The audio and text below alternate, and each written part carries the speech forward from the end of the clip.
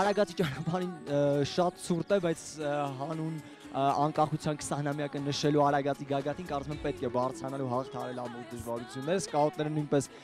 կմիանան մեզ շուտով եւ մենք միասին արդեն գագաթին կշնորհավորենք անկախության 20-ամյակը։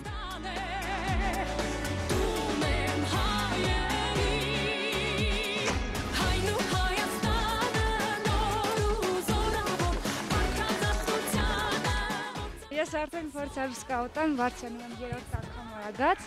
եւ հաղթահարել ճանապարհը իմ համար դեռ հեշտ է։ Այսինքն պատրաստ եք ինչեւ վերջ գնալ։ Այո, իհարկե։ Գնացինք։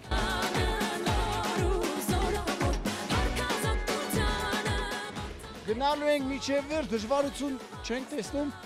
արշ միջև վերջ։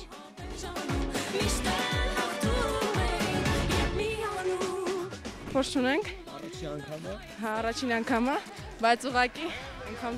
տրամադրված ենք, որ չենք նայում դժվարությանը։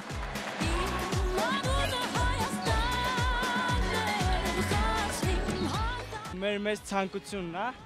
հասնելու գագաթնակետին ու կարևորը, որ այս ամենը ոչ մի քաղաքական բնույթ չի կրում։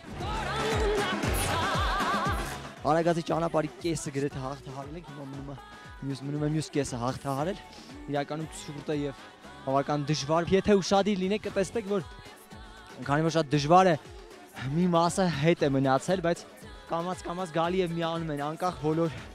դժվարությունների, անկախ բոլոր խոչընդոտների, բոլոր ուզում են բարձրանալ եւ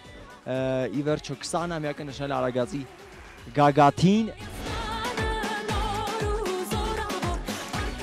Արագածի ճանապարհին մենք նաև հանդիպեցինք մարդկանց, ովքեր որ զինված են հելը, դուք դրա վառ օրինակն եք, ինչ եք ձեզ հետ բերել։ Փաստորեն, բացի նրանից, որ ունենք էներգետիկ ըմպելիք, դա մեկ։ Ոչ, բոլորը չենք անի։ Ունենք թեյ, ամենակարևորը, ես հիվանդ եմ, ինձ թեյ պետք է, սա շատ լավ բան է, ես ունենք պիտի վերցնեի թեյը։ Բանան, առողջ ապրելակերպ, այո։ Մենք կարող ենք այստեղ մնալ նույնիսկ 2-3 օր։